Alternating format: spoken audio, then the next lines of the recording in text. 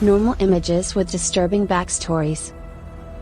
Legs stretched out in front of him, a notebook and pen on his lap, David A.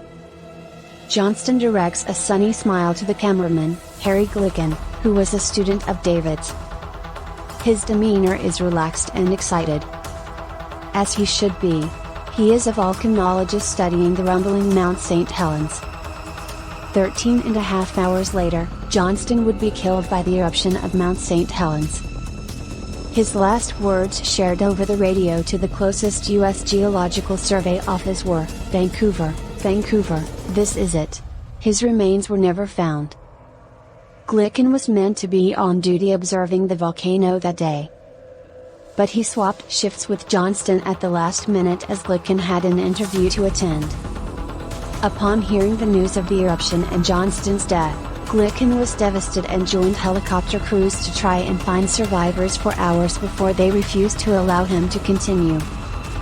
In a strange twist of fate, Glicken would die from a separate volcanic eruption in Japan years later. The Hanging Coffins of Sagada.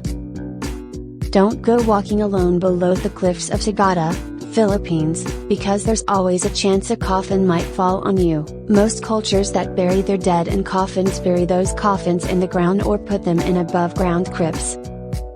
They hang the coffins containing the remains of their loved ones from cliff tops using ropes.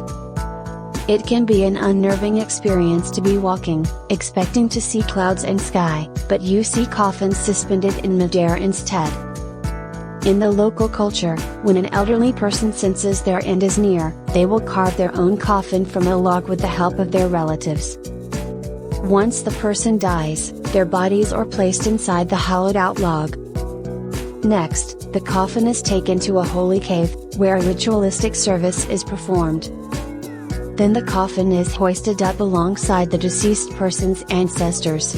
It's believed that the higher the coffin is hoisted, the easier it is for the deceased to cross over to the afterlife.